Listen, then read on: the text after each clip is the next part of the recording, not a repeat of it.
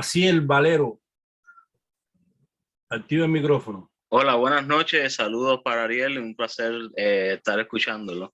Según tu criterio, ¿cuál sería ese paso a paso visualizando ese momento de transición? Lo primero que te quiero decir es que nunca debe interpretarse algo que yo diga, es que el pueblo de Cuba no está preparado para poder asimilar una democracia semidirecta que nunca va a ser exactamente igual a la Suiza.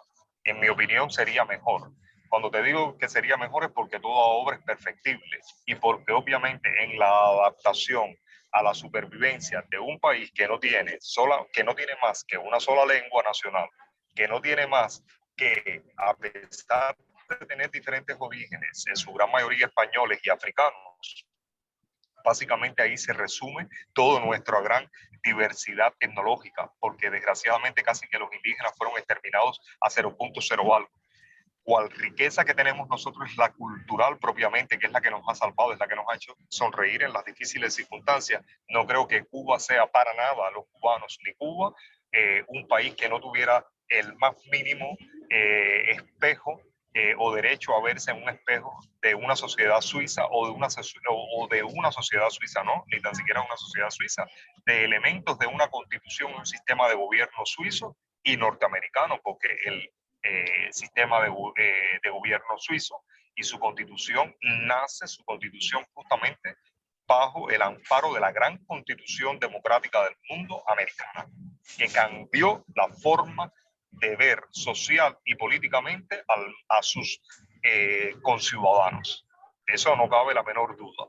Ahora bien, yendo a la pregunta que tú dices de ese paso a paso en el cual se le propondría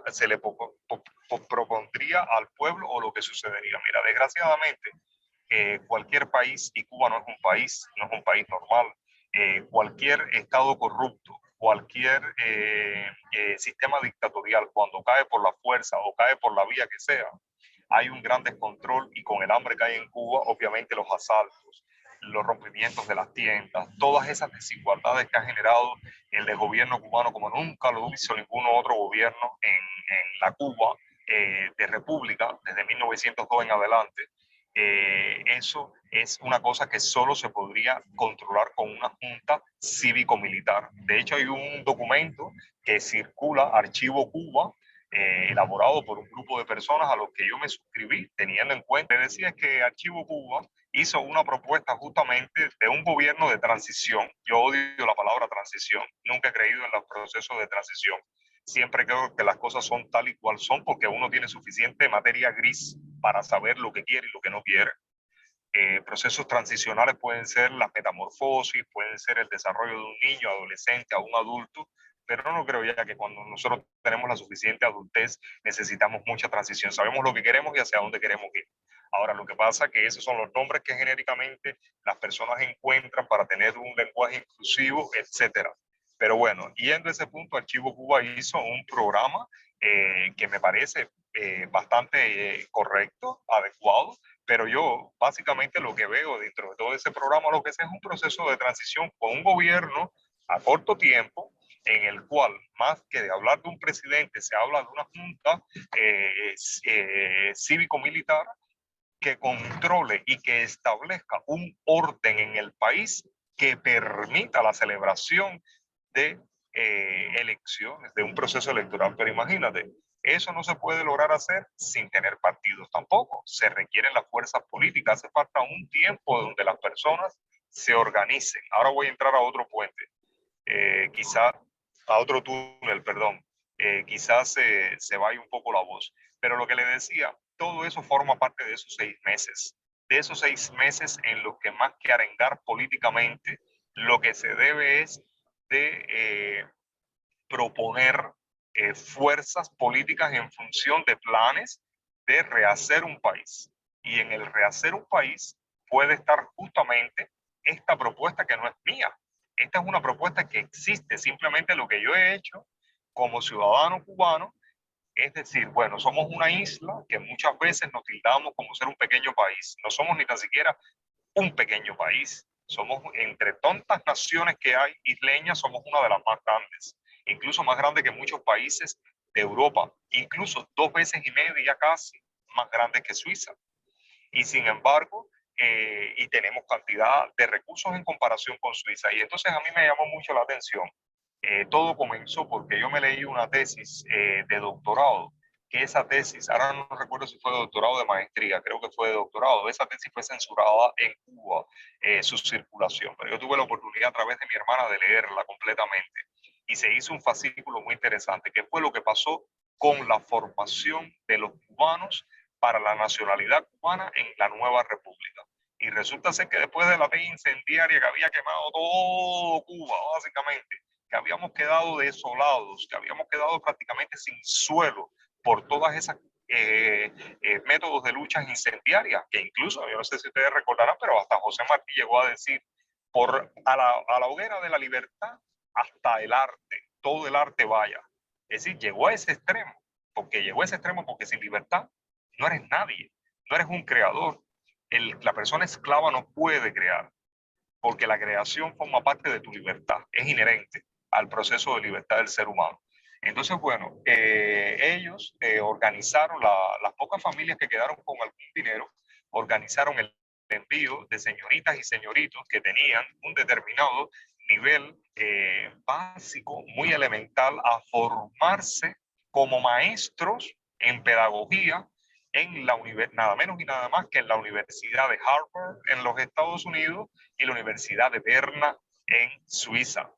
Y allí fueron acogidos en familias suizas y en familias americanas que ayudaron a la formación de esos muchachos y esas muchachas que regresaron a Cuba y fueron los que forjaron nuestra gran escuela de normalistas, de donde salió todo ese potencial, no todos esos hechos que son perfectamente enunciables, no en números, sino en calidades de nuestros médicos, nuestros profesores normalistas, nuestros profesores universitarios que después cuando salieron en el 59, votados por no ser comunistas, fueron los que formaron las universidades en la Florida, que hoy en día la Florida es un país próspero, no solo porque haya una alta especulación en lo que es la industria inmobiliaria, sino por sus universidades, por todo el desarrollo que va teniendo, en los cuales estuvieron las manos de todos esos cubanos formados. Y entonces eso me llevó a mí a pensar en qué era lo que nos hacía a nosotros en aquel momento dirigir nuestra mirada de aquellas pocas familias,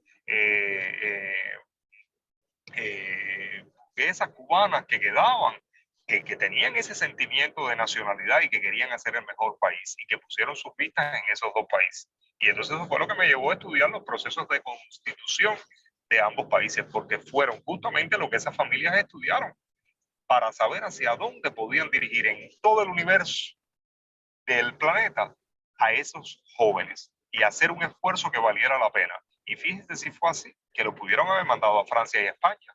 España, que había sido quien nos había colonizado hasta el día anterior, y Francia, donde se habían formado casi todos los intelectuales cubanos, desde Puey, todos los que hicieron grandes desarrollos en lo que es la especialidad renal, con un aparato que todavía, un instrumento, perdón, que todavía hoy se usa, no me recuerdo el nombre, que es considerado una de las joyas inventivas dentro de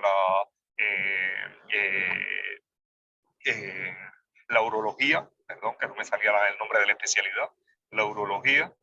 Y entonces con esto lo que le quiero decir es que básicamente la formación de nosotros, de todos los que estudiamos, de todos los que creíamos en el progreso, pero no en el progreso progresista de igualdad, sino en el progreso justamente de explotar mi individualidad para poder hacer más y construir un país mejor, vino de sacrificios anteriores.